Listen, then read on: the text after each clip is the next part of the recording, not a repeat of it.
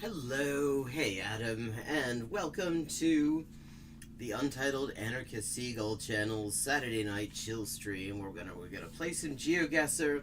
We're gonna check out the exciting conclusion of Caleb Maupin destroys Caleb Maupin with Jason Unruhe's Marxism 101 talking points. I have never seen somebody edit somebody else out of context to such great disadvantage for themselves in my life. I don't think he actually understands how editing people out of context is supposed to work. But in any case, we're going to see how it works out for him. Hey, Mask, just in time. I had some technical difficulties, so I was a bit late.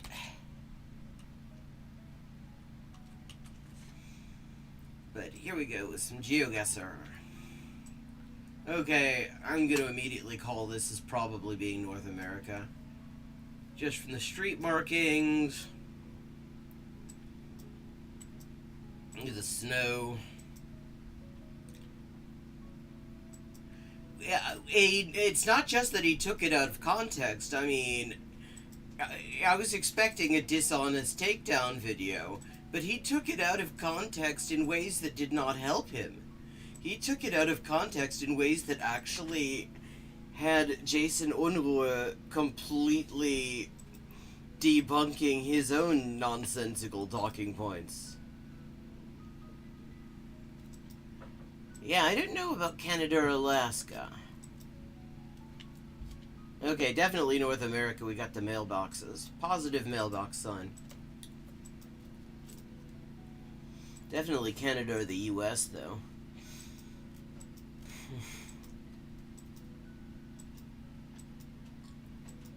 Yeah, there's too much going on this street to say that it's Alaska. Pass with care.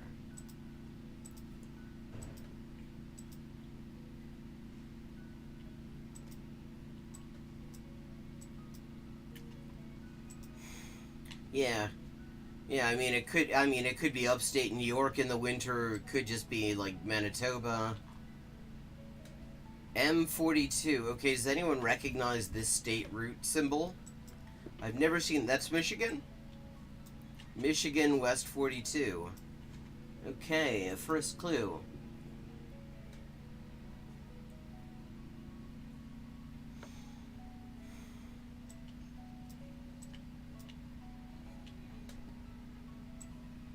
$52.43. Looking for an east-west road that is number 42.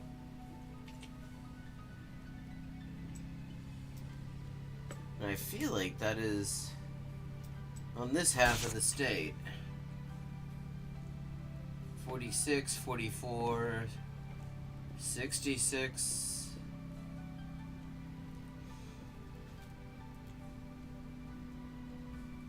37.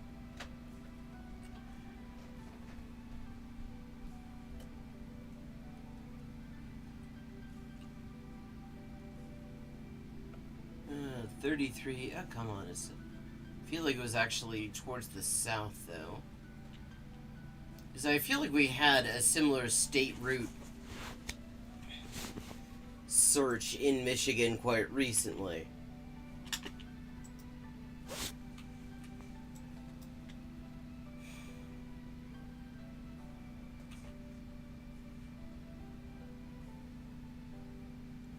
$24, 36. There's 40, 43. More 40.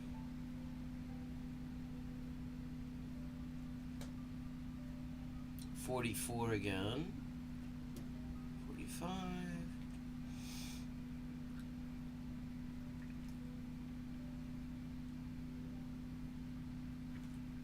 Okay, let's see if we can get some more clues on here.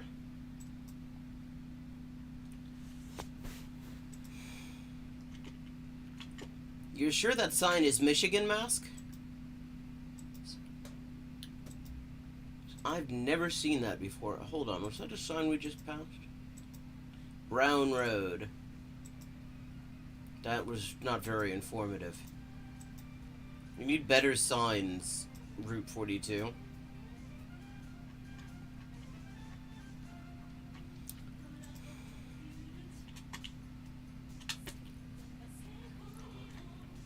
"231 area code. That is Michigan, I think.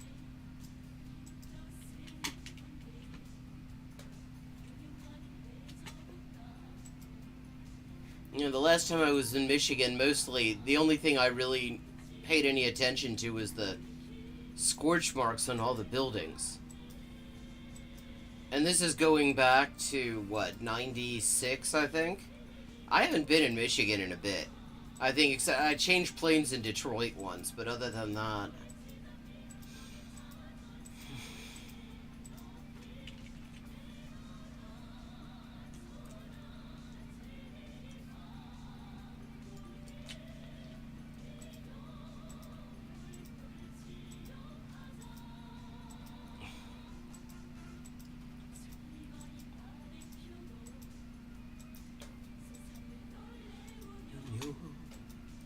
신비로운 속도로 우리 나르네.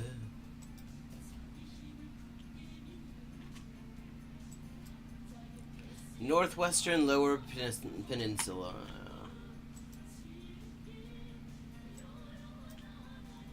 What, so, like... I didn't know they had a lower peninsula. I thought they just had an upper one. Well, wait, 46? Frankenwood.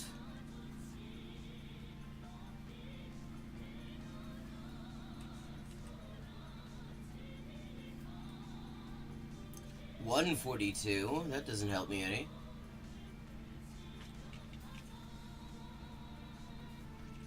Oh, okay.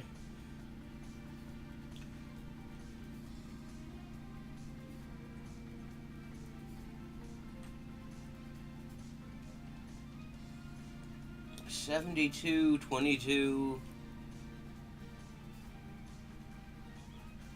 $37, $66.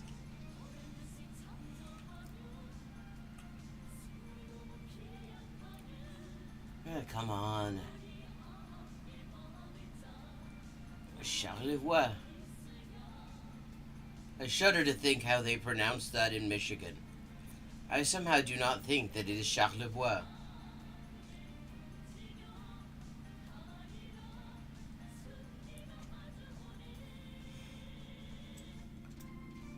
Brutus.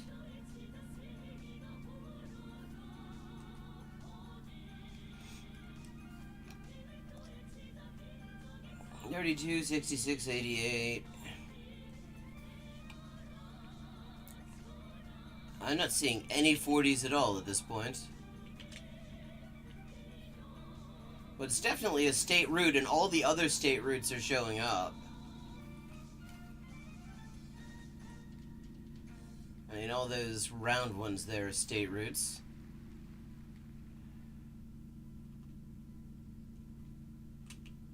$65, $20, $13. Winnegers.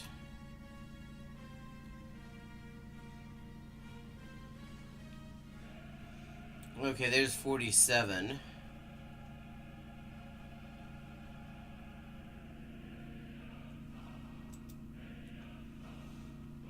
Mid-state taxidermy.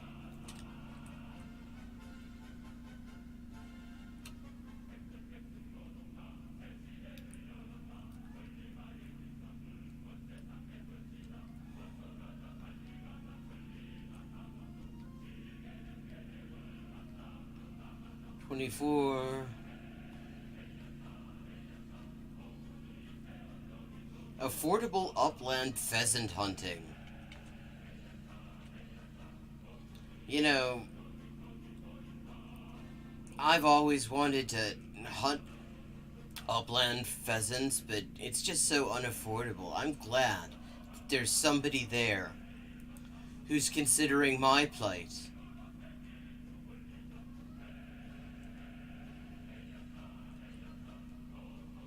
136, 119.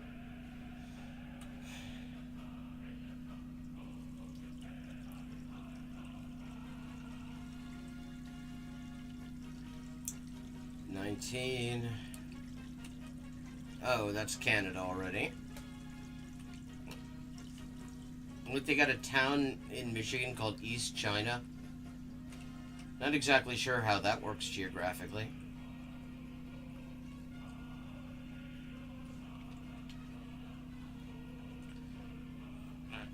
Expensive enough that they need an affordable option, clearly.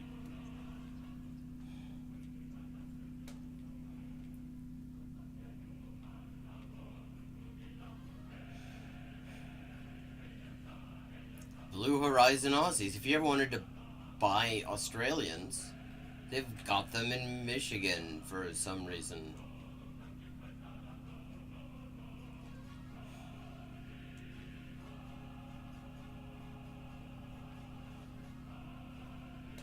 Wait, on one side of Vermontville there's Turner's Taxidermy and the other half there's massed meat processing? And a cemetery, 043, the Stryker Cemetery. That's for all the dead people who wouldn't scab.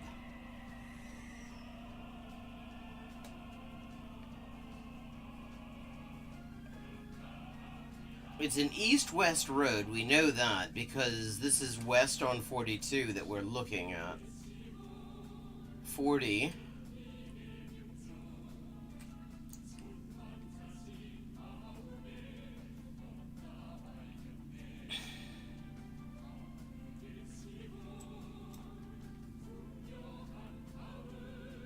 Christian Reform, so that's like you used to be a Christian, then you got better?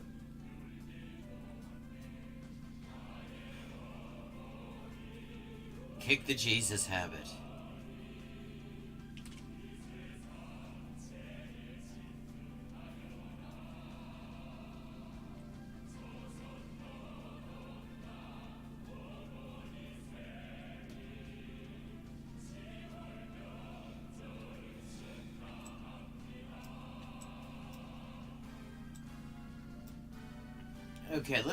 Okay, this is good. Let's see if we can get a place name at least. Mike and Tony Road? How many of those can there be?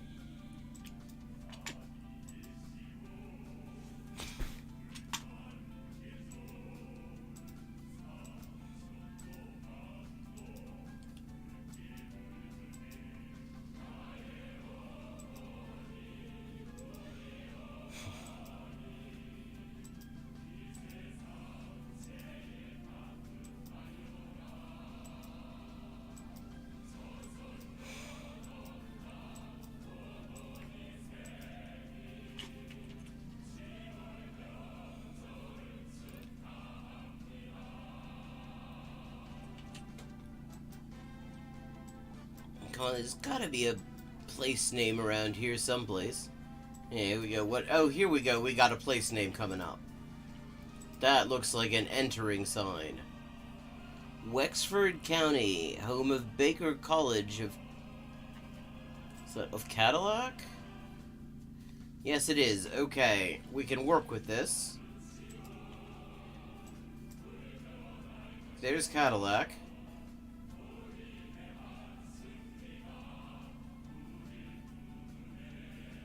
$42, there we go.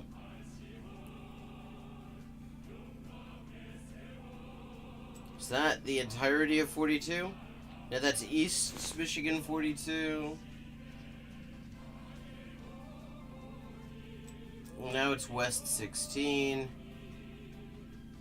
Same fucking road, though.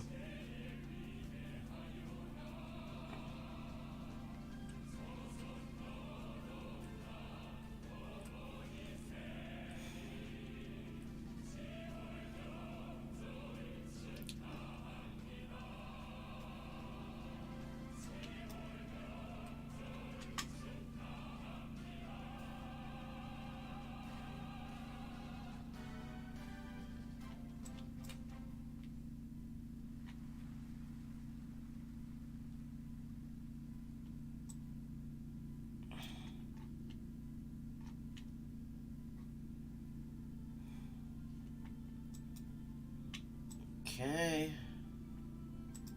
There we go.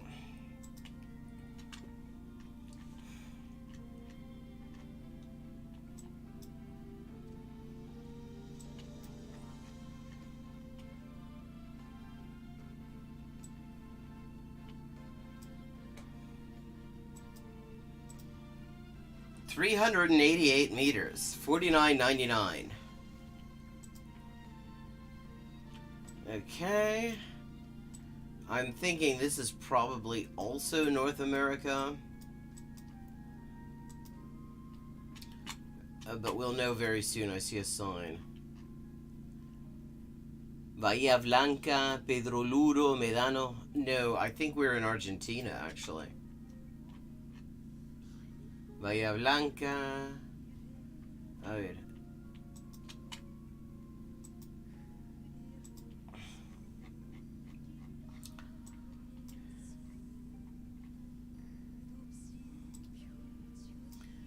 Okay, there's Bahía Blanca. And that's Route 3. So there we go. Pedro Luro. There we go. And Bahía Blanca is farther away from Pedro Luro. Okay, so Pedro Luro is the closest, then Medano, then Bahía Blanca. So how do we make that work? There's Pedro Luro.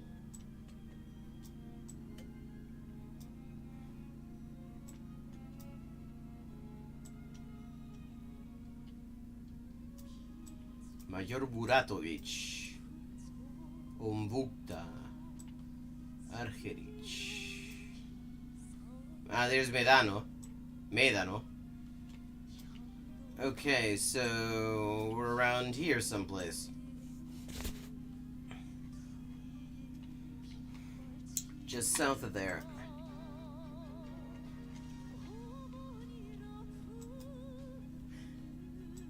Oh, well, have a good night.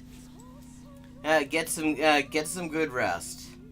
And do check in tomorrow and just see the exciting conclusion of the mop and self-destruct. Bahía Blanca, Pedro Luro. So somewhere around there.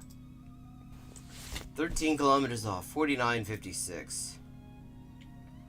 And now...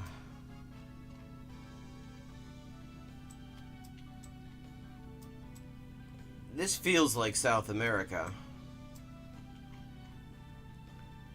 Calle... yeah, okay, this is someplace Spanish speaking.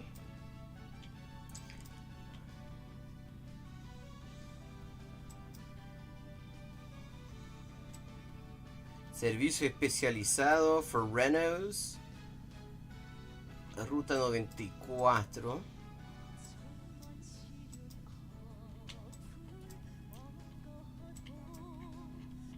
Sendero Seguro, Ciudad de Mexico. Okay, that helps. We are in Mexico City.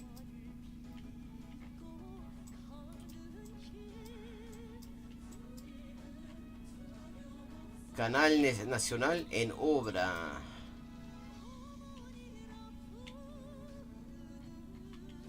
So we are someplace in Mexico City.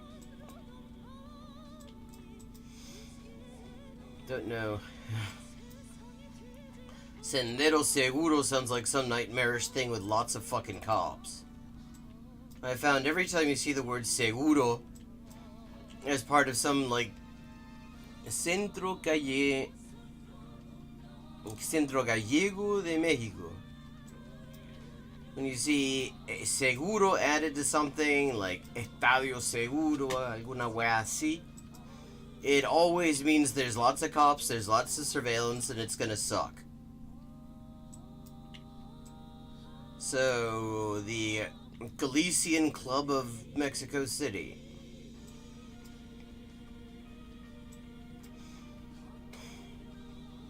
Trouble is, Mexico City is fucking huge, so we are gonna need a little bit more to go on than that.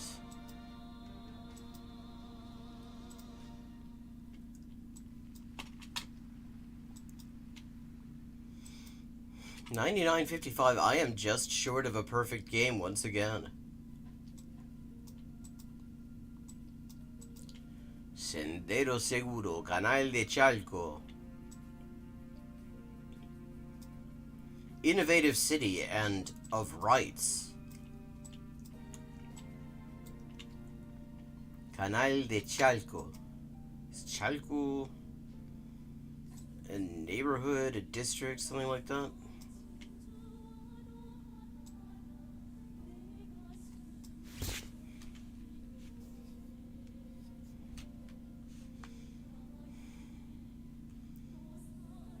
Bosques de Aragón.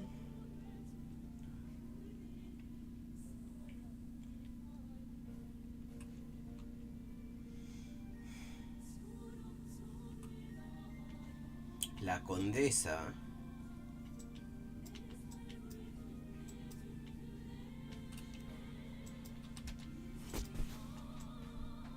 Come on, give me something more than that.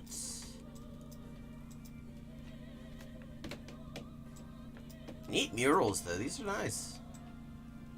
Sound murals. Let's see. Cuitláhuac. Okay.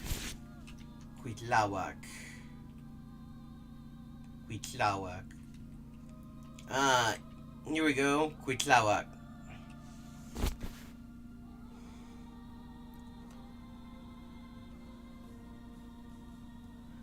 Prospera unidad de atención de psicosabrita, parroquia de la transfiguración. Weón, ¿dónde está el servicio especializado para los renos? Y la wea... micheladas. Okay, that sounds good.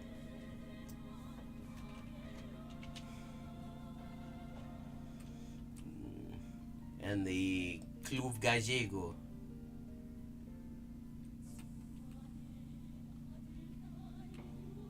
Rua. I have books from that publisher. I have my edition of Doña Perfecta by Benito Pérez Caldós is from Editorial Porrúa. Cremations.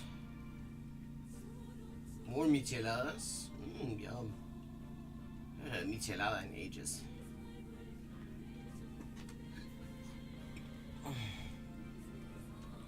Pero carajo, ¿dónde está este Canal de Chalco?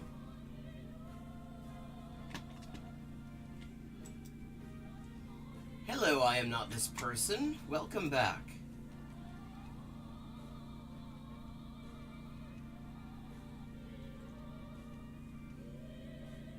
It's a great irony of my life that I am better at recognizing things that are not names that I've seen before than I am at actually recognizing fucking names.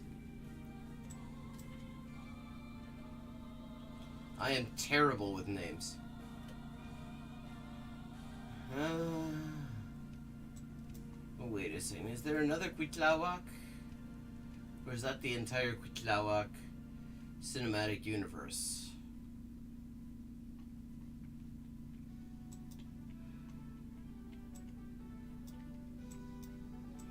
Glad I took a closer look at those murals, or I wouldn't even have that. Okay, we've got a well.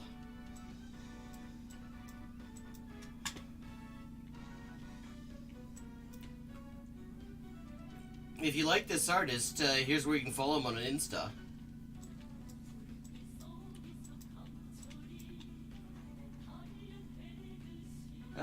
Trade union. Gracias de apoyo. Zapatista support faces. And Avenida Canal de Chalco. Okay, so that is actually a street name in Cuitláhuac.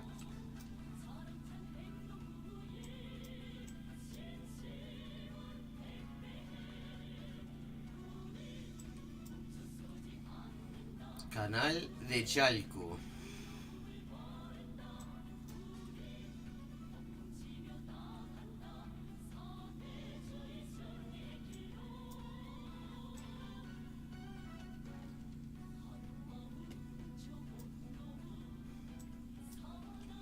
vaquero, campesino.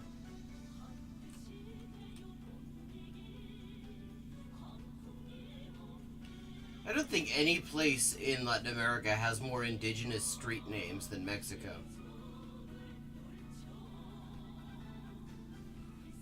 General Anaya, Cinco de Mayo, Javier Rojo Gómez, Tapalapa. Okay, I have a feeling Canal de Chalco is actually fairly big.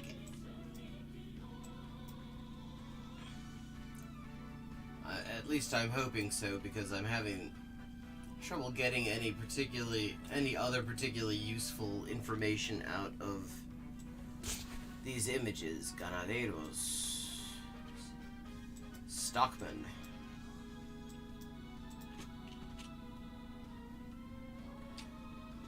I have, like, I don't know if you'd call it mild prosopagnosia or not. Libro Nezahualcóyotl.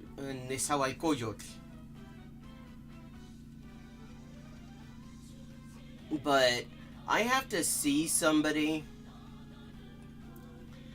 you know, and like actually get to know them a bit before I actually really where I will recognize them properly at all. It's occasionally led to some really horribly awkward situations where I've actually had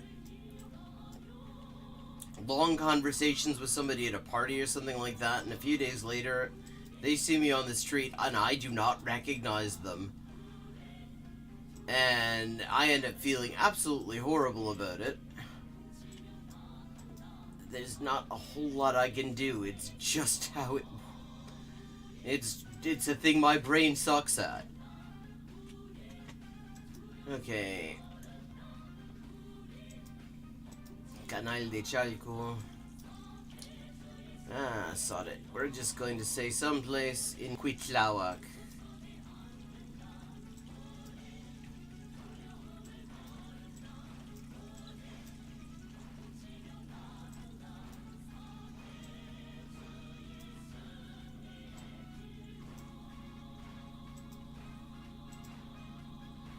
.1 kilometers. Not terrible. 49.83. Now we're at 4 of 5. And it's like we're going from a warm place to a cold place each time. Okay, I think we're in Scandinavia. I think we may be in Finland, in fact.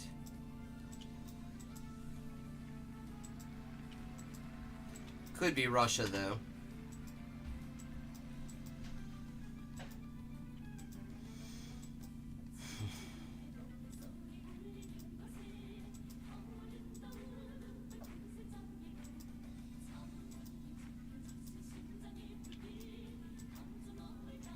Yeah, I mean, this feels like Scandinavia, so I would say... I mean, granted, there are bits of Canada that look like this, so I can't rule that out. It's definitely not Sweden. I can rule that out because Sweden has a very distinctive street marking system.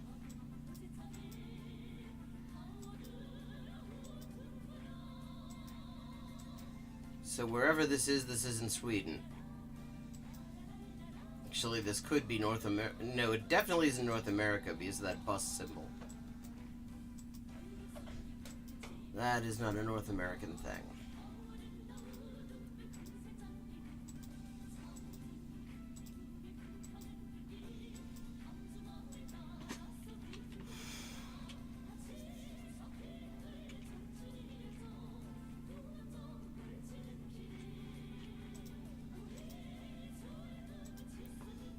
Come on, give me a proper sign, something where I can at least see what language you are speaking here.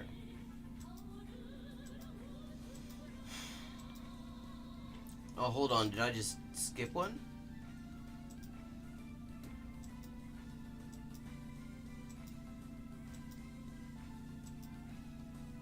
No, I didn't.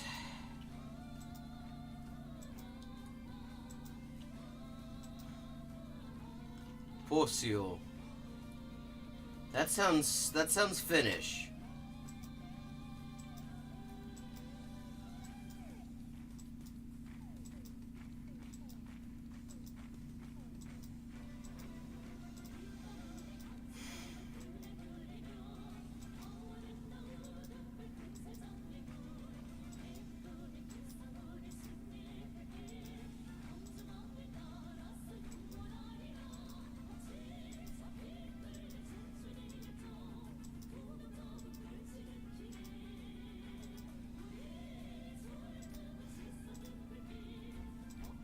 I'm going to say central to northern Finland.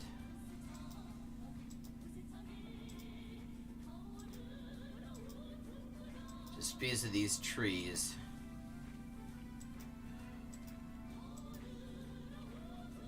Just another bus thing.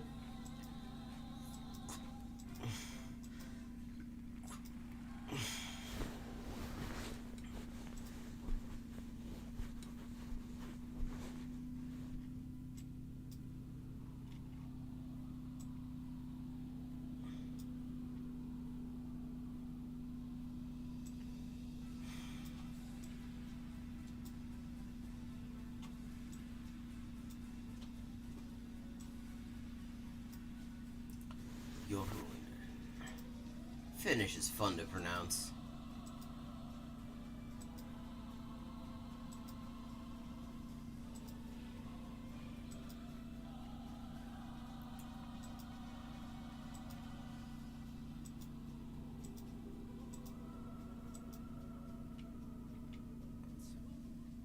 Moose for 2 kilometers. Okay, that does sound like we're pretty far north.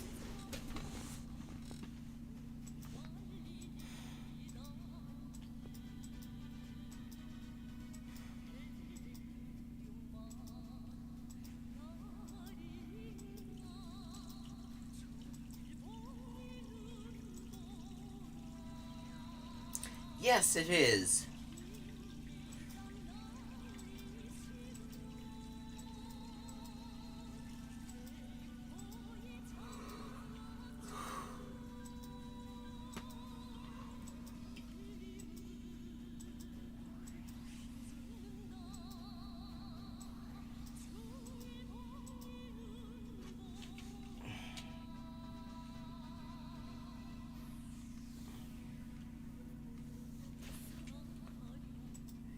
God, are you gonna give me anything more than just one very small and insignificant place name? Posio. I have a feeling that may be all I get. So I'm gonna just have a wild punt here. 262 kilometers. Just short of, wow, okay, very far north. That's actually even north of Oulu. That's... yeah. Baranua Varovaniemi. That's true. Okay, 5 of 5. Okay, we're back to someplace warm and... feels...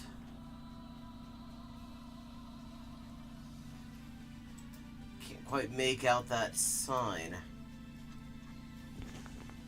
I mean, it's clearly... some sort of public transport.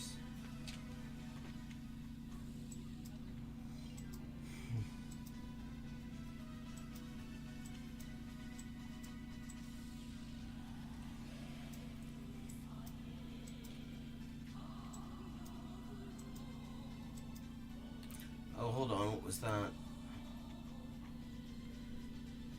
Turf care.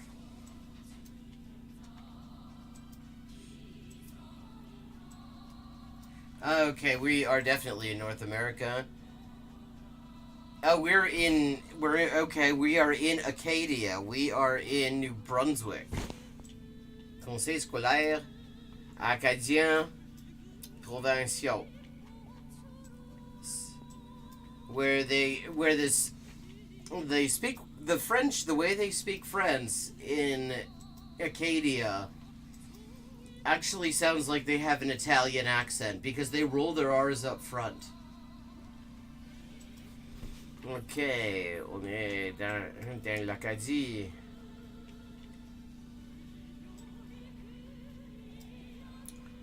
It just...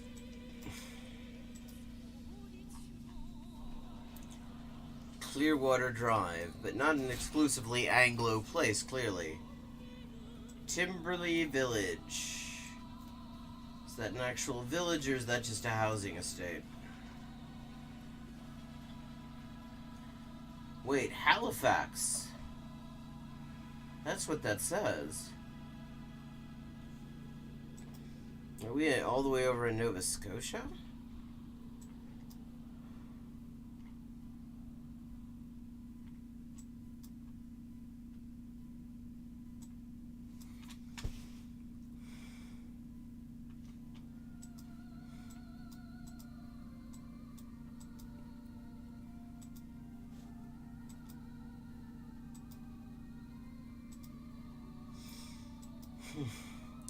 I spent 5 minutes in Nova Scotia changing buses on the little shuttle service they operate between Moncton and Charlottetown.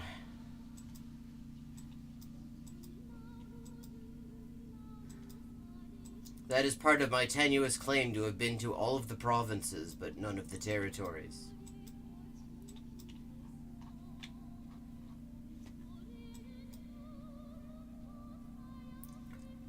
Well, both of them, actually. It's just they have slightly different takes on it. I mean, there are phonetic distinctions that exist in Québécois and Acadien that went out of fashion in metropolitan French like 300 years ago. Like, they distinguish between a long and a short E sound.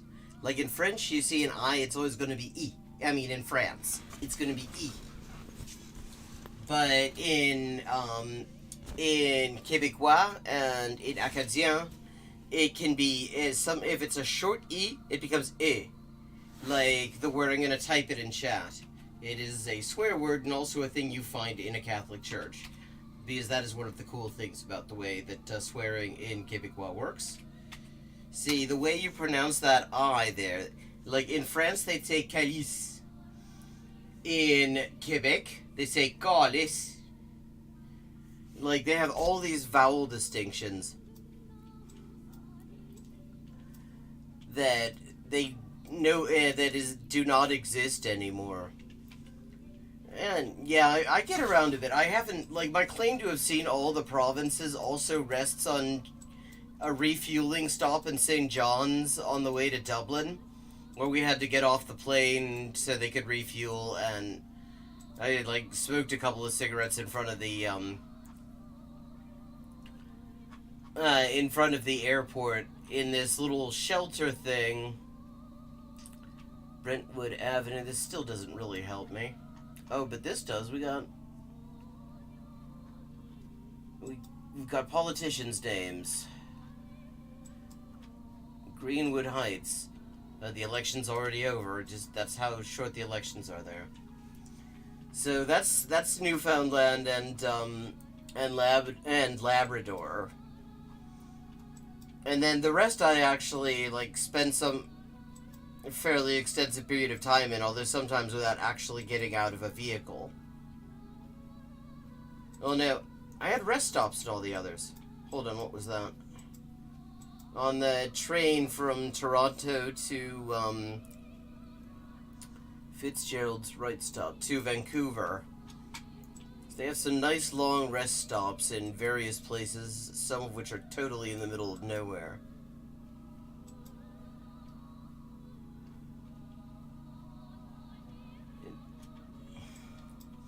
Okay, this is not a primarily French-speaking area, so Halifax is in the frame for this.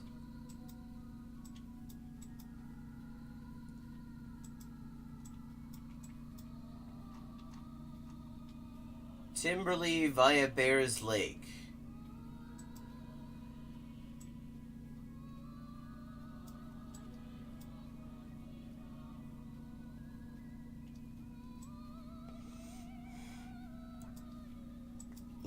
Bayers or Byers Lake. Loon Lake, Lake Charles. Russell Lake.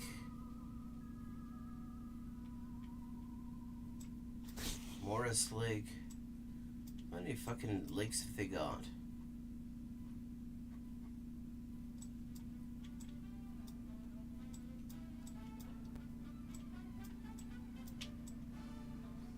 Lake Mi'kmaq, Frenchman Lake, Spectacle Lake.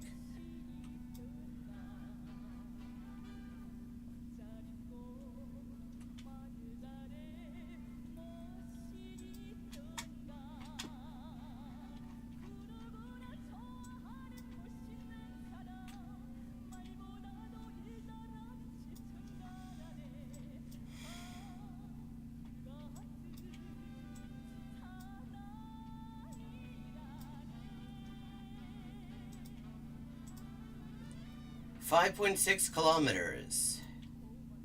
There we are. 49.81. So what did we get total? 24,114. Not too bad.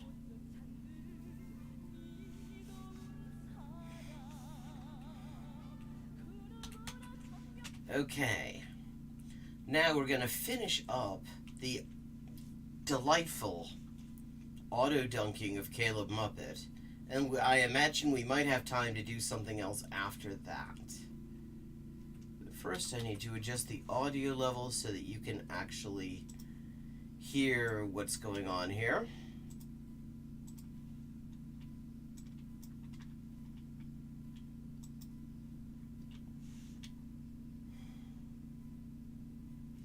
And I need a drink of water. Ugh.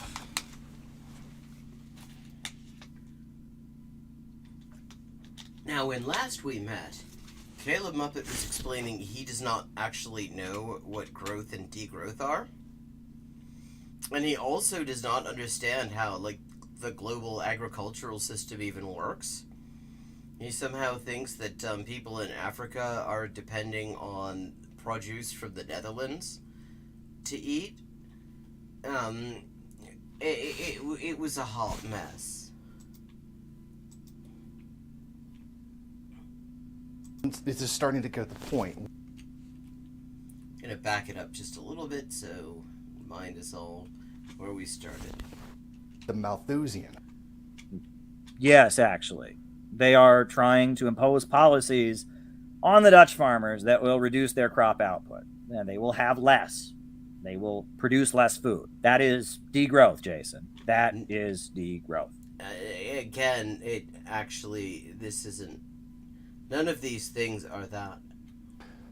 To which now, this is starting to get to the point where I'm going to have to ask, are these Malthusians in the room with us right now?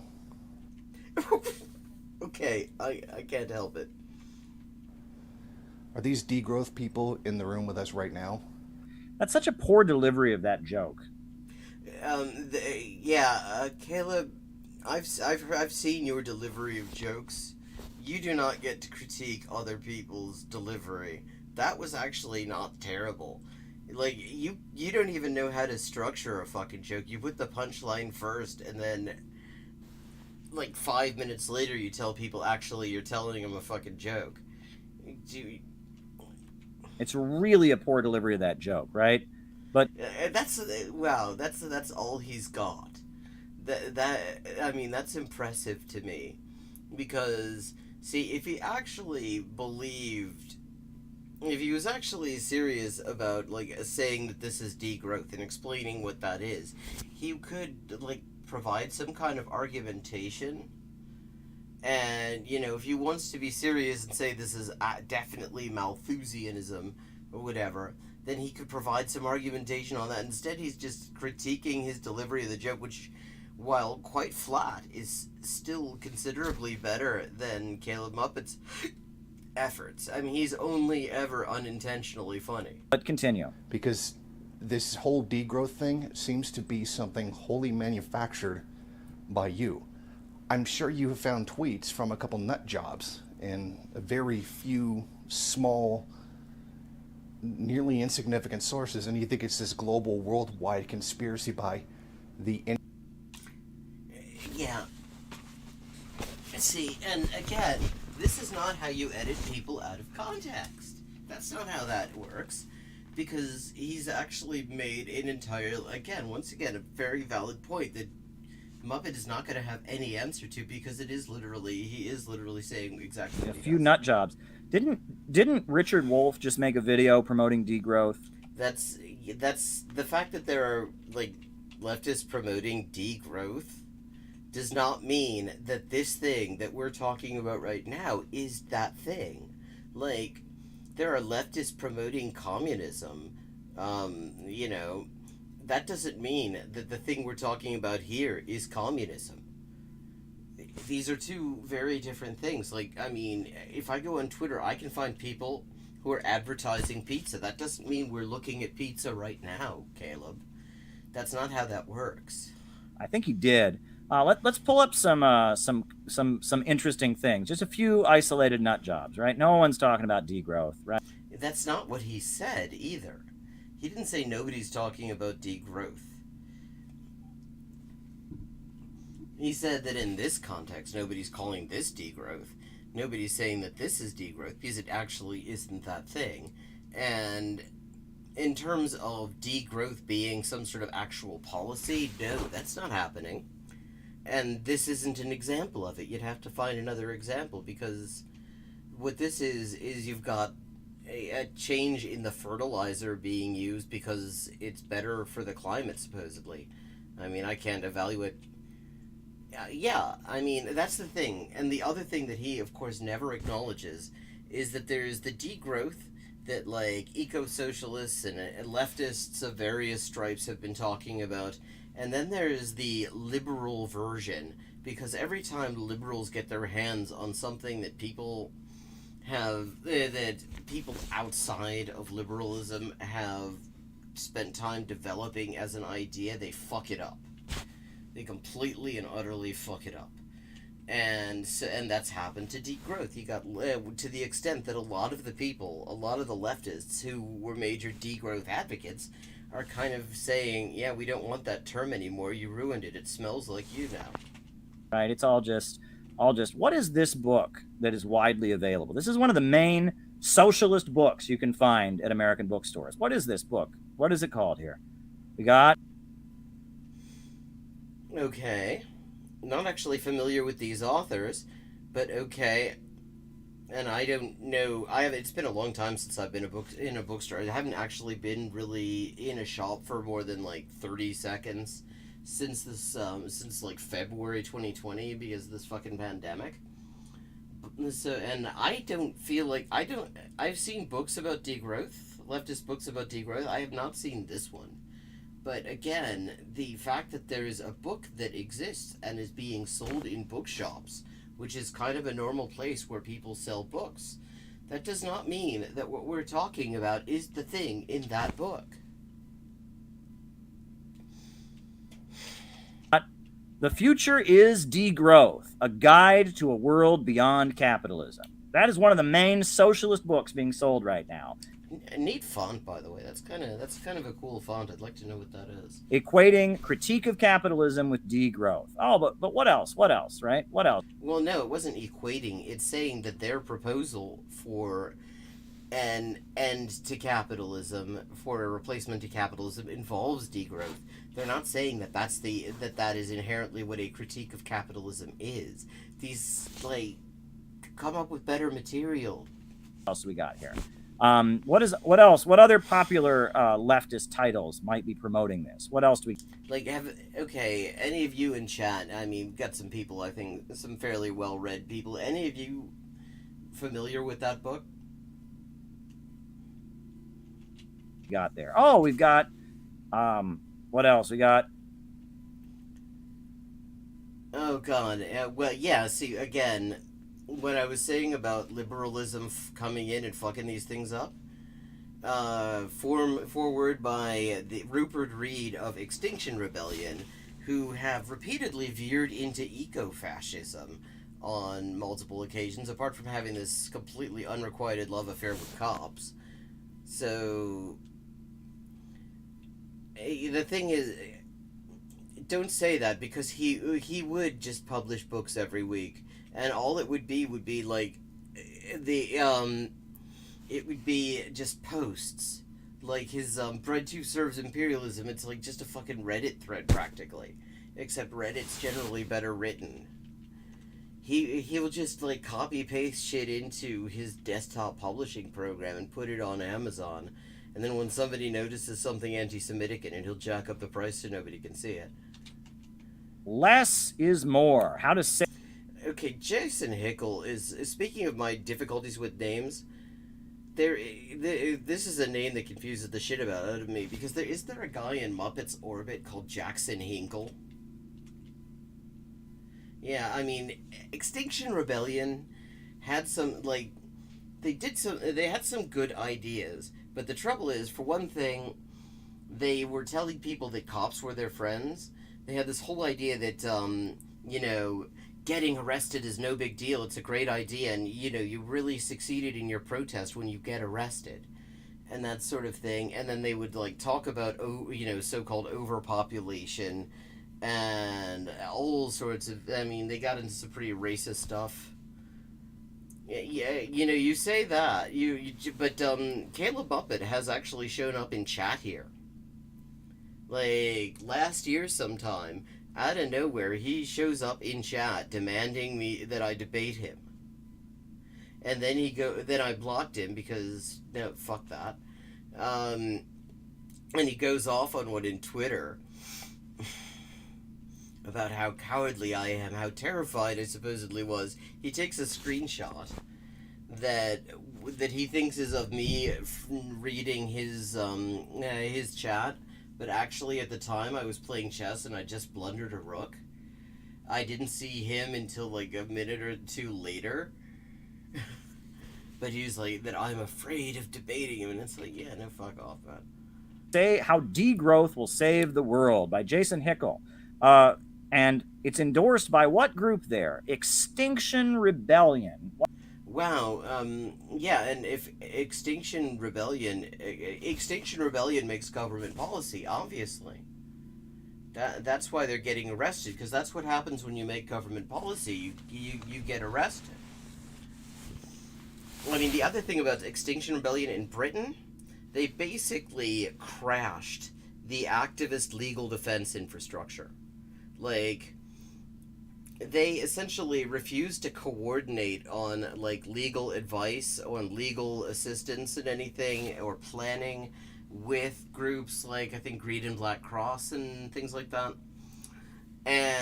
But then they relied almost entirely on GABC and other leftist legal defense collectives, to the extent, I mean, there were so many of these fucking cases that they just collapsed under the effort, and they weren't really getting any assistance with it.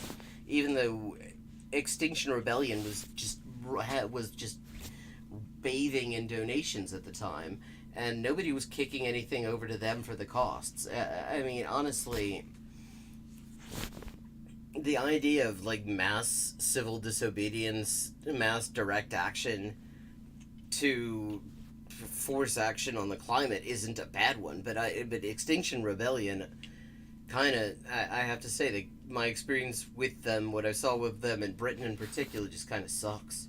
One of the main left-wing groups that's going around protesting global warming is a degrowth organization. I wouldn't call them left-wing. I mean, just about every leftist who I know who's had any contact with them is highly critical of them. And again, they say, like, eco-fascist stuff. It's all very liberal. But to Caleb Maupin, there's no difference. Like, everything is just one big blob. Wow. You know, but it's all in our heads, right? Yeah, well, if it's in books, that means it has to be happening. You know, degrowth isn't a thing, Caleb. You just made up degrowth. And nobody said that you made up degrowth, you dickhead. I mean, there's the point that you're not using the term correctly, and that this thing that we're talking about here, that isn't degrowth. That nobody's saying that you just made it up. It's just that you don't know what you're talking about. You're very ignorant on subjects that you spend a lot of time talking about, and it's funny, you make sure to be pictured in front of this big fucking library, and the more you talk, the more I wonder if you've ever opened any of the fucking books. It's like he didn't even deliver that joke very effectively. Degrowth is really being pushed hard in It turns out there is like 1 degree of separation at this point between Caleb Maupin and Richard Spencer. I don't remember exactly how that worked, what the connection there was, but anti-Maupin action on Twitter's got it. Leftist circles right now, right? It's really, really, really being pushed hard. Michael Moore pushed it in his plan. Oh, well, if Michael Moore pushed it, obviously that's what, like, fucking communists are talking about, because communists just love Michael Moore. In this year of, what, 2006? What is it? 2004? I mean, this guy, it's like he is forever... It's like the pilot episode of Deep Space Nine, and he's looking at images of about 2008, and the prophets are going, "You exist here." Planet of the Humans documentary. I'm sorry, degrowth is everywhere in left-wing circles, but I guess the people you've listed, only one of them, I can only say that 2 out of 3 are not in left-wing circles unless we define that pretty fucking broadly. And one I can't say anything about because I've never heard of them, which doesn't necessarily mean anything, but... I guess I just made it all up, right? I just made it all up. National bankers. But trust me, there really is no such thing. Actually... Is BlackRock an international bank? That's not his point. And did they push degrowth policies? No. Well, they're an international investment company, yes. Did they push degrowth policies? No. They push things that you're misrepresenting as degrowth because you don't understand what growth is and you don't understand what degrowth is. Going on. In fact, we keep going forward and driving this entire planet towards its inevitable destruction. Well, the fact, Jason, that you are just confirming exactly what I'm saying. Okay, this should be right? Good. Did you see what he just did there? He said nobody believes in degrowth. It's obscure. And actually, we just... That's not what he said. That literally is not what he said. You just played it back. You had to edit this thing. You know what he said. What he said was that this isn't degrowth and nobody in power is actually doing degrowth. And that's true. That is actually true. Keep going forward, and that's bad.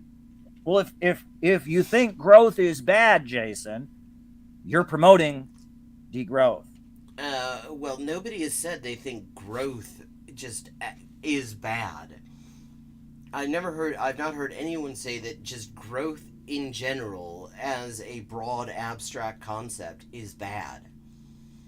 I don't think any degrowth advocate, any serious degrowth advocate would say that growth inherently in all circumstances as an abstract concept is just objectively bad.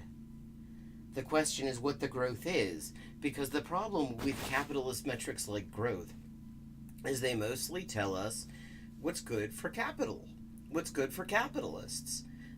Like, all growth means is there's more economic activity going on. It tells us absolutely nothing about what that economic activity is, what's being done with it.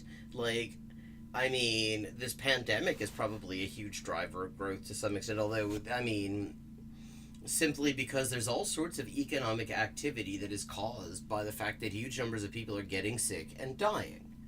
And since we're talking about just economic transactions in the abstract without looking at what they do and whether people are benefiting from the fact that they exist, that's probably a driver of growth. That doesn't make that good.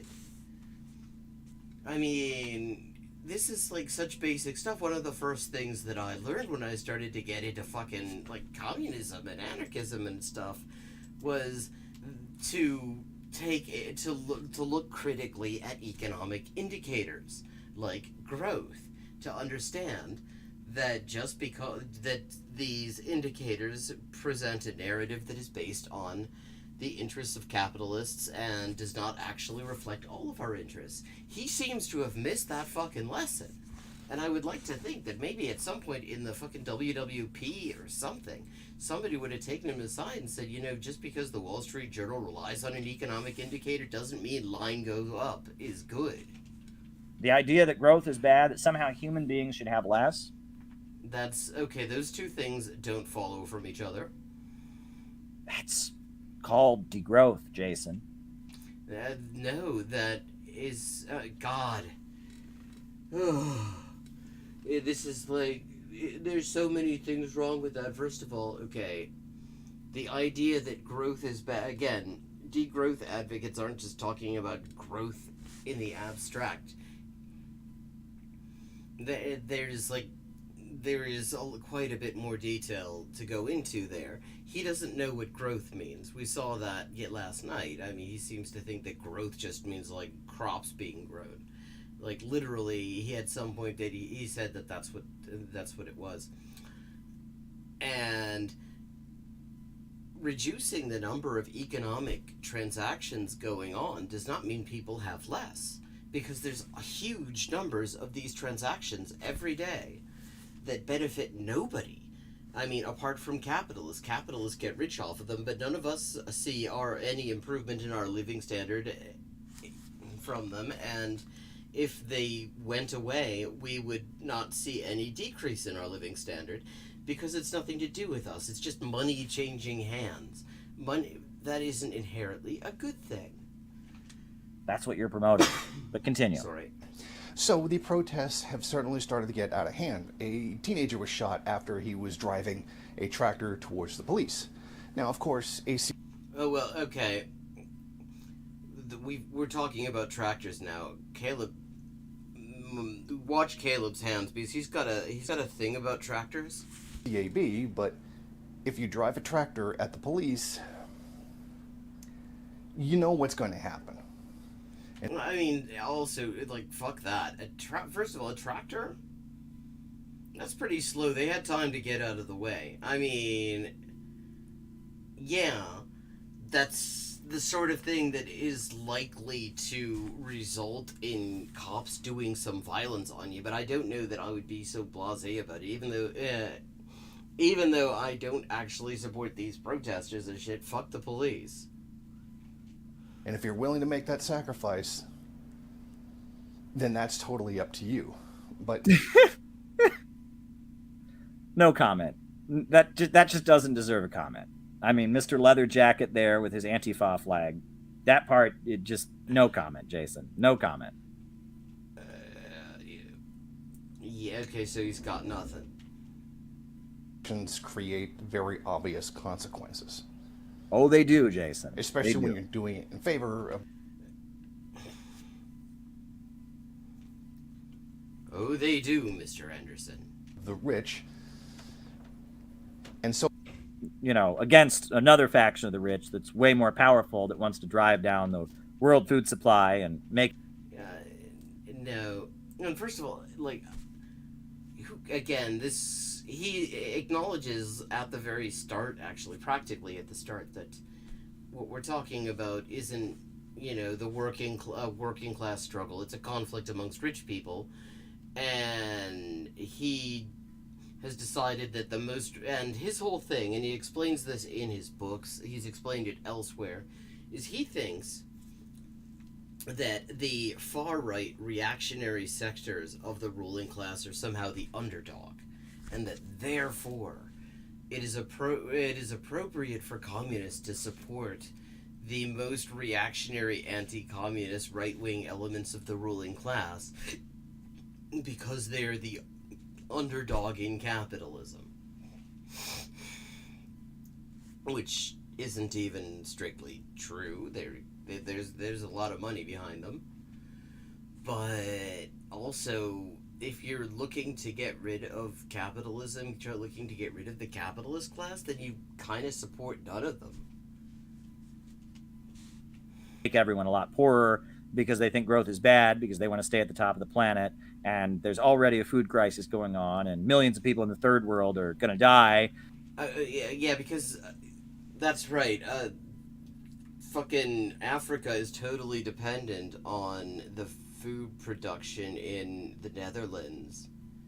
which is also like the exact opposite of how that works. In fact, one of the Netherlands' biggest exports is chocolate, and guess where they get the cash crop cacao from that they process into Dutch chocolate that they send all over the world? Yeah, they get that shit from Africa. That's how it works. That we are actually, the reason there's a food crisis is because farmland in Latin America, farmland in Africa, and a lot of parts of Asia is being used to feed the global, the imperial core, where instead of being used to feed people locally. But continue, Jason. Continue. So forth.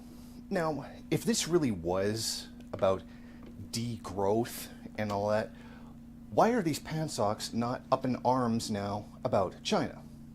Well, how about the Well, okay.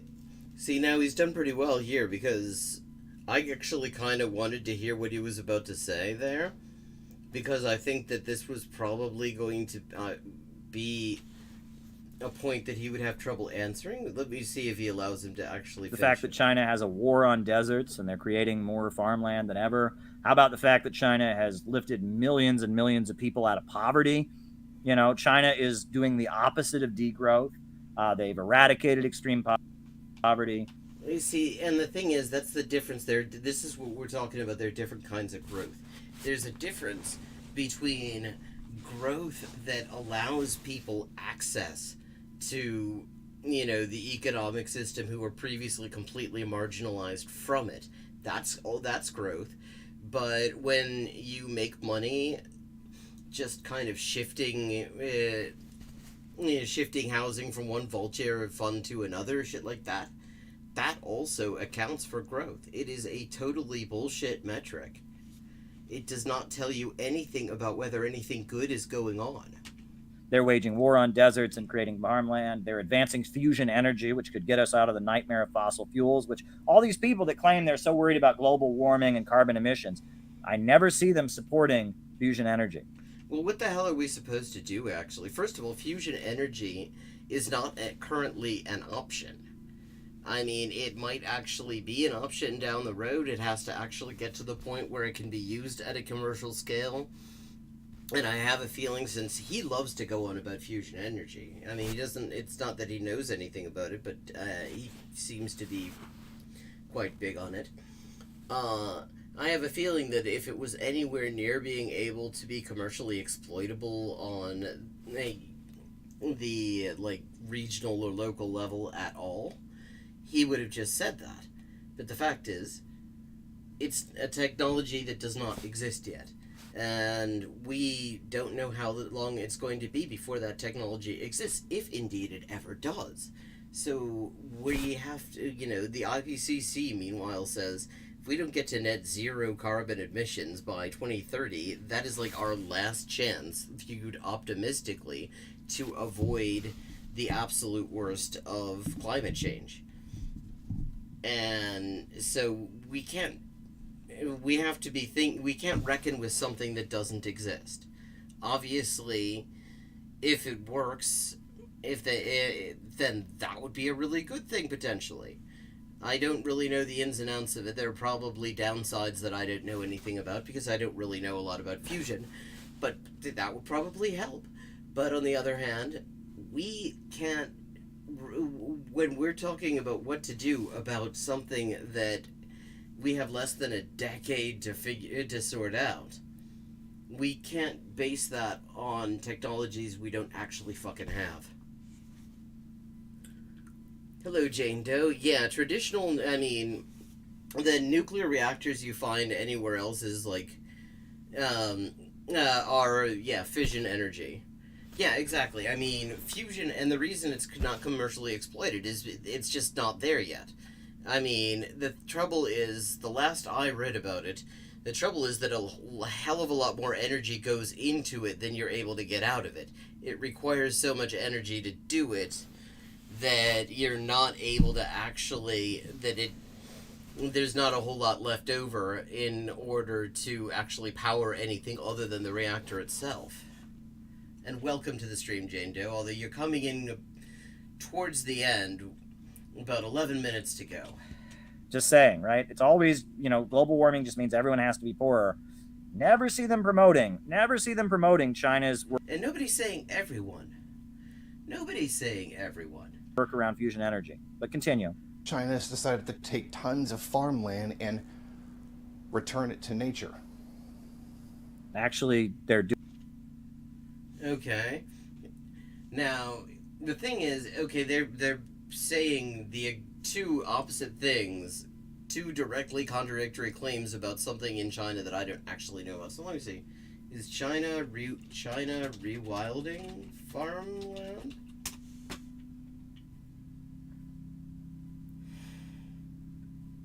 Season.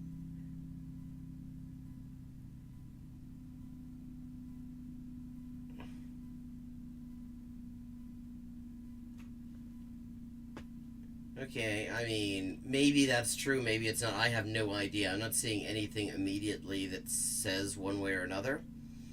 And we don't have a whole lot of time left. So if anyone in chat knows anything about that, I'd love to hear about it. But doing the opposite. I mean, I'm not inclined to believe either of these doofuses, but I'm more inclined to disbelieve Muppet because apart from just being dishonest, he also doesn't know what the fuck he's talking about 90% of the time. They've taken tons of deserts and made them arable land. They've increased their crop outputs hugely, vast expansion in their food production apparatus. There was hunger every day, malnutrition all the time before the revolution. Millions of Chinese people have been lifted out of poverty. Okay, see, again, this is there are different kinds of growth, and he really just does. I mean, he does this a lot, where he will treat the living standards of people in the U.S. and the living standards of people in Africa and Latin America, elsewhere in the global South, as being the same thing for the purposes of talking about things like degrowth and other decolonization, stuff like that. And that doesn't work like that. Look at what China is doing right now, not just in China, but around the world, building infrastructure. It's not degrowth, my friend. That is not what degrowth looks like. Yeah, well, but you wouldn't know degrowth. You don't know what degrowth looks like. It could look like that for all you know. You think that... I mean, it doesn't, but... Farmers in the European countries being told they have to produce less is not degrowth. But also, he keeps on talking about this like this is a novel thing. Farmers are always being told they have to produce less. In fact, there's a problem, because the problem is that farmers are constantly, sometimes when they have overproduction, which happens fairly regularly, then you end up with a problem where they end up getting paid not to grow stuff. I don't know if this is still going on right now. It would surprise me. Like in the U.S., for example, dairy farmers being paid not to produce milk because there's already so much of it on the market. I mean, that's kind of telling farmers not to produce something. That is something that goes on all the time because there are fluctuations in the harvest. The weather's different, all sorts of factors that come into it from year to year. And you don't really know until fairly late in the game whether you're going to have too much or too little of certain things, because it's a matter of an aggregate of everybody who's producing that's going to be delivering to that particular market. And so that's not unusual. But somehow China lifting... be told not to produce something or to produce less. Millions and millions of people out of poverty and building infrastructure all over the world and eradicating deserts and making them into, arable land. Eradicating desert ecosystems isn't inherently a great idea, because we need those ecosystems too, first of all. And it's interesting that when China does this, this is also traditional Zionist propaganda is about making the desert bloom. And it was bullshit on a number of levels, but on the ecological level, it's also just totally unsustainable. It ends up not being a great idea.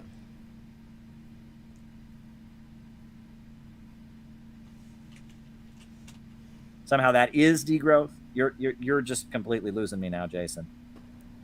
So they're deliberately destroying farmland. And because we know that material reality is now infinite according to Maupin, That is a fair statement. He thinks that infinite capitalist growth is possible without any ecological consequences. And that is another example of where he departs from anything that remotely resembles Marxism Leninism and is very clearly taking a LaRouchian stand. Yeah. I mean, there's the advancing of the desert, which is a bad thing that is potentially like threatening a lot of ecosystems. Like in Chile, that's a huge problem. The desert there, because of the water crisis, which has a lot to do with water theft, fundamentally.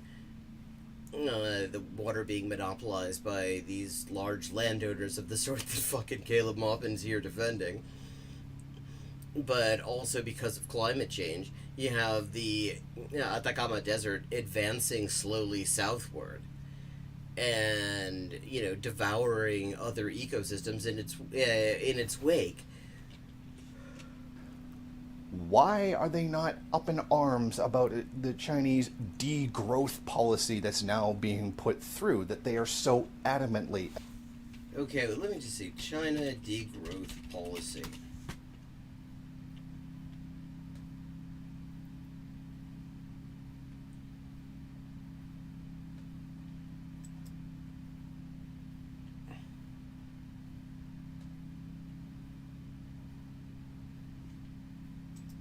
I'm just curious.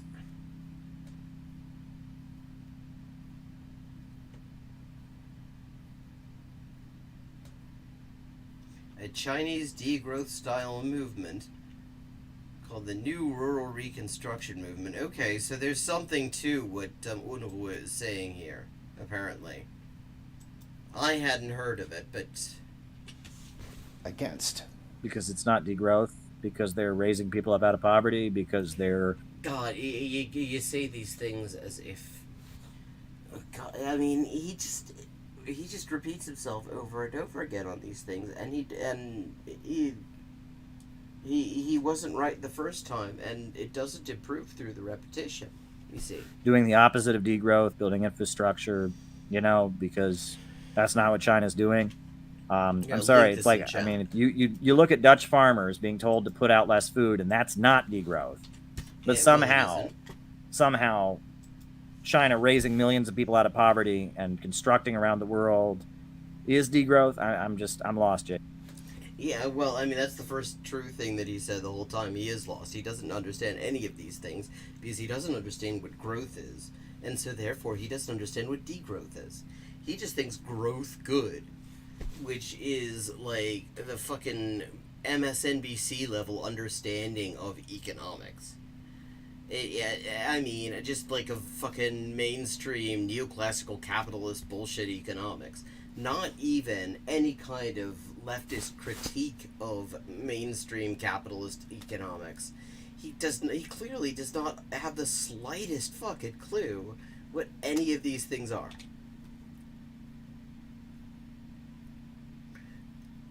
Yeah, there's a lot that's dystopian about this world we're living in right now. It's kind of fucked up. We've got our work cut out for us as revolutionaries, I tend to think. Jason. Where is it? When hopes will rise Why aren't they to up the in occasion. arms about this and instead coming to the aid of rich landlords? Very much like what they did with the trucker convoy in Canada. Which was organized by neo-Nazis and had hardly any actual truckers in it. The so-called Freedom Convoy being led by a guy who said that the numbers of dead in the Holocaust were exaggerated.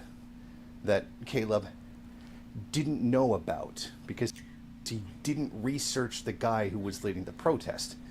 That's not a very good use of air quotes. Which very much tells you that he's either a liar or he's Well, he is. incompetent. He is that. It's not either or. He brings the best of both worlds. He's full of shit, and he doesn't know shit. So he doesn't even know his own content. He doesn't know what he's full of.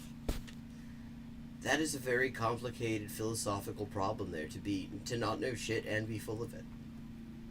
Or maybe my whole criticism was that leftists should have been leading the protest, Jason. Well, I what? Yeah, I mean, if it had been a leftist protest as opposed to a bunch of Nazis cosplaying as truckers, yeah, that would have been something worthy of support. But the thing is, it wasn't. It was fascists doing it for, like, right-wing reasons. So, no, it's not worthy of support. But maybe when working people are angry at the government and are trying to assert their rights, This is kind of funny that he puts it this way, because working people are kind of pissed off at the government over the stripping of bodily autonomy and abortion rights. And when working people are pissed off about that, he says that communists should just sort of sneer on the sidelines. And with that, I have to leave you for tonight so that people here can sleep. Thank you so much for joining me. Thank you, all of my regulars and people on the way to becoming regulars. Thank you for showing up, Jane Doe, as well. I will be back on this coming Friday at 11:30 p.m. U.S. Eastern Time, and I hope to see you all there.